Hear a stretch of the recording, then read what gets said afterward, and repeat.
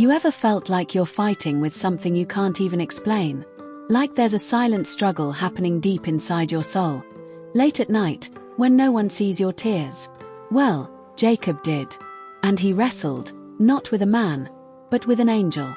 Or maybe, with God himself. Welcome to Midnight Psalms, where we explore stories wrapped in mystery, pain, and divine encounters, especially those that unfold in the silence of the night. If your soul's been searching for something deeper, you're in the right place. Jacob couldn't sleep that night. He was about to meet his estranged brother Esau, the same brother he had cheated out of a blessing years ago. Fear gripped his chest like a vice. He had sent gifts ahead, split his family in two, and crossed the stream called Jabbok. But the real battle wasn't with Esau. It was coming from within. Alone in the darkness, Jacob found himself in the middle of a divine interruption. A mysterious man appeared and suddenly, they began to wrestle. No words. No explanations. Just sweat, struggle, and silence under the moonlight. This wasn't an ordinary fight. It wasn't about winning or losing in a physical sense. It was spiritual, emotional, deeply personal. Every push and grip was like Jacob fighting his own guilt, shame, and fear. His past was catching up with him, not just Esau, but everything. The lies, the deception, the running. And the man. He wasn't breaking a sweat. He wasn't losing. It was as if he was letting Jacob push, inviting the struggle. But still, he didn't let go. Neither did Jacob. It was a silent war that spoke louder than words. Have you ever wrestled in the dark with your past? With regrets that sneak into your thoughts when you're lying in bed? That's where Jacob was. This wasn't just about surviving the night. This was about identity. Who was he, really? A deceiver? A runner? Or was there something else buried deep within him that hadn't come out yet? As the night wore on, Jacob wasn't just holding on to a man, he was holding on to hope that maybe, just maybe, this time, he could leave the night different than he entered it. The figure wasn't speaking, but his presence said everything. He was strong, unshakable, divine. Jacob must have sensed it. This wasn't a dream or a hallucination. This was real. And still, he didn't stop. He could have run away like he always did. But this time, Jacob stayed. He engaged. He wrestled like a man who finally realized you can't run forever. Sometimes, the only way out of the darkness is through it. Dawn began to rise slowly over the horizon. Jacob's body ached, but his grip never loosened. And then, something strange happened. The man touched Jacob's hip and instantly dislocated it. Just a touch. One moment. Power that made it clear, this wasn't just a man. This was someone from heaven. Yet even in pain, Jacob refused to let go. Limping, wounded, desperate, he clung tighter. It wasn't about victory anymore. It was about blessing. Redemption. A new name. Let me go, the man said, for the dawn is breaking. But Jacob's answer wasn't what you'd expect from someone injured and exhausted. I will not let you go unless you bless me, he said. That one sentence cracked open everything. Jacob wasn't looking for escape anymore. He wanted transformation. He had spent his whole life trying to take what wasn't his. But now, in this moment of weakness, he was finally asking for something real. A blessing. A new beginning. And then, the question that would change everything. What is your name? The man asked. Seems simple, right? But it wasn't. In Hebrew culture, your name was your identity, your story. Jacob had spent years living up to his name, the supplanter, the deceiver, the trickster. To speak his name aloud in that moment was like confessing his whole past. And he did. Jacob, he said. Broken, tired, ashamed, but honest. And that's when everything shifted.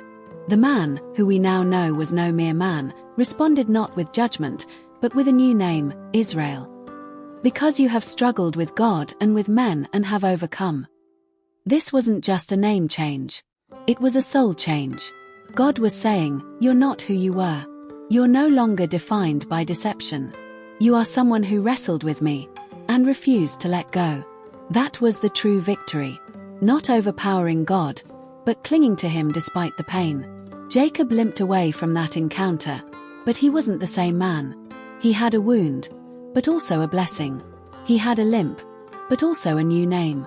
Isn't that the paradox of faith? Sometimes, our deepest wounds come from the very moments that also give us our greatest transformation. Jacob walked into the night a deceiver, but walked out at dawn as Israel, a man who fought through the darkness to find his purpose. You might be in your own Jabbok night right now, wrestling with God, struggling with guilt, fighting unseen battles. But don't tap out too soon. Sometimes, the blessing comes only when you refuse to let go, when you cling to Him through the pain, through the silence, through the fear. Jacob's story reminds us that divine transformation often happens in the dark, in the midnight hours, when everything seems quiet, but heaven is closer than ever. Jacob's limp wasn't just physical, it was spiritual proof. Every step he took after that night was a reminder of the moment he met God face to face and lived. He didn't walk like everyone else. He couldn't run from things anymore. But maybe that was the point. God marked him in a way that would slow him down, make him remember. And some of us carry our own spiritual limps, moments when God touched us, broke something in us, but left us changed forever. That night wasn't just about Jacob, it was prophetic. Israel, the name he received, would go on to be the name of a nation. A people born from struggle, exile, wilderness, and divine encounters. But it all started with one man alone in the dark, refusing to let go of God. You never know what generations might shift because of your midnight wrestle. The private battles we fight with God often produce public blessings no one saw coming. Some scholars believe Jacob wrestled with a pre-incarnate Christ, God appearing in human form before Jesus came to earth. Others say it was an angel, a divine messenger. But either way, it was holy. That moment in the dark became holy ground. And the lesson is still the same.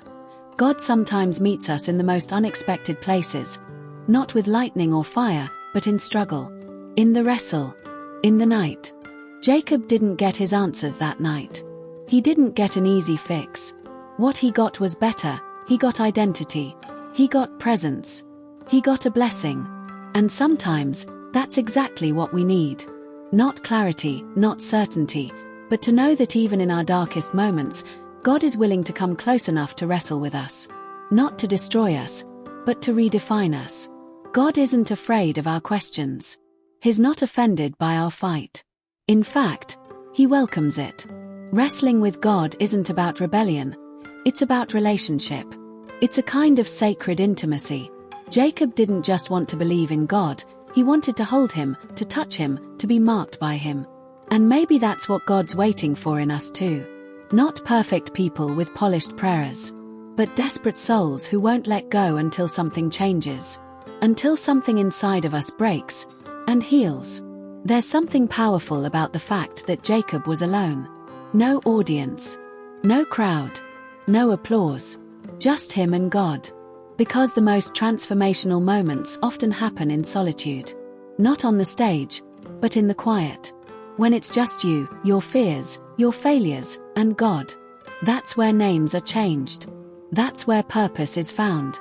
That's where destinies are rewritten.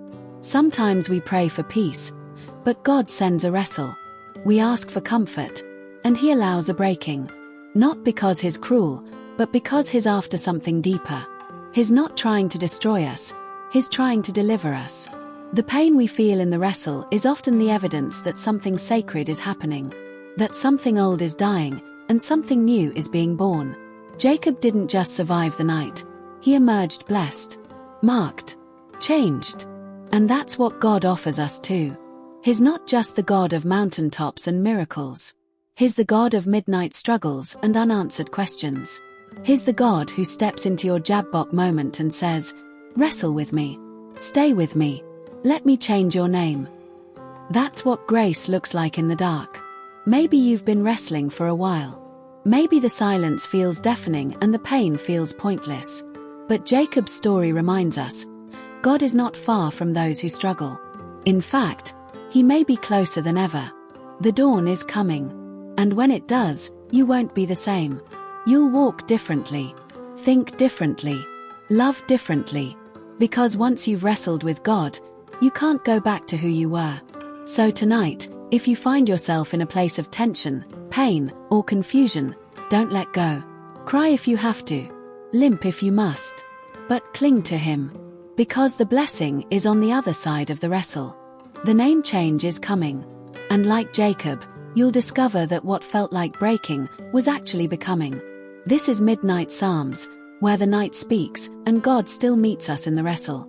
If this touched you, consider subscribing for more midnight encounters like this. Your story matters here.